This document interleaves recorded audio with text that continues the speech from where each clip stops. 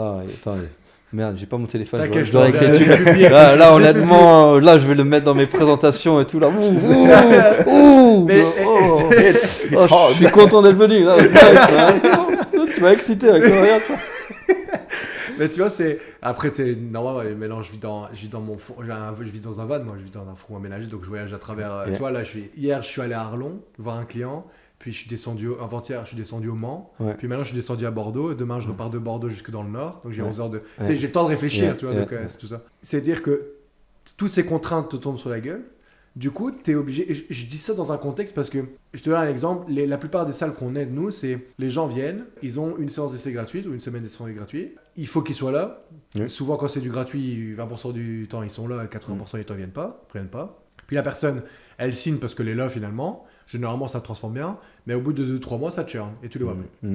Donc tu leur dis aux gars, ce modèle économique-là, en plus avec le budget publicitaire qui augmente, avec forcément c'est le plus petit salles, donc au bout d'un moment tu as fini entre guillemets de faire l'espèce de réseau chaud, ils n'ont pas d'autres idées de machin, donc d'un coup les loyers augmentent, les charges augmentent, ils se payent pas, ils sont dans la galère, ils sont au chômage. Donc il y a tout ça qui fait les algorithmes publicitaires qui changent, etc. Petite chose, petite parenthèse, les gars, j'ai reçu un email il y a 2 semaines de la part de Meta. Ils vont commencer à rajouter une taxe en fonction dans lequel pays tu advertises. Et je crois qu'en France, on va se manger 5% en plus.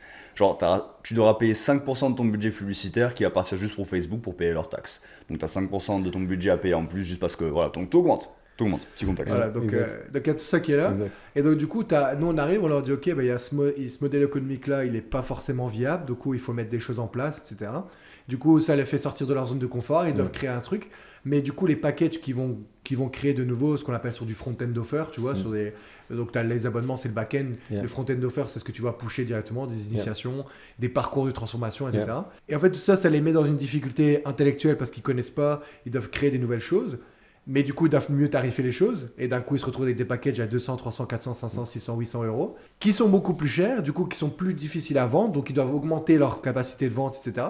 Mais in fine, quand toute cette partie de contraintes est arrivée, ils ont innové, mais ils se retrouvent plus avec un service où ils vendent juste une commodité d'une séance d'essai.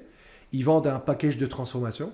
Et du coup, là, ils faisaient 0 euros moins les 20 balles de la pub. Et là, d'un coup, ils se font 800 balles. Yeah. Et là, du coup, la contrainte. Et ils délivrent un meilleur service et un meilleur résultat. Yeah. Parce que là, ils avaient un service. Là, maintenant, ils ont de la nutrition, ils ont du mindset, ils ont de la comptability check, ils ont du service, etc. Donc, ils ont un package et un service qui est plus global, holistique, qui sert beaucoup mieux que là. Et donc, c'est pour ça que je disais la contrainte amène l'innovation.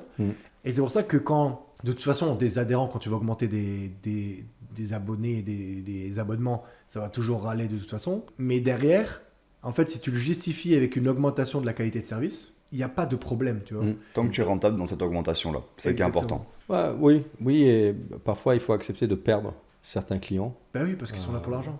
Enfin, oui, et puis aussi, il y a un moment donné, j'ai le cas là à l'instant, il faut que je parle à un adhérent de Louvre 3, ou c'est un adhérent de Louvre 1, mais qui est à Louvre 3, ça fait plus de 10 ans qu'il est avec nous, mais le mec il râle sur tout. Il pense que parce qu'il est là depuis 10 ans, il peut râler sur tout, il peut polluer l'équipe, il peut polluer les autres adhérents, etc.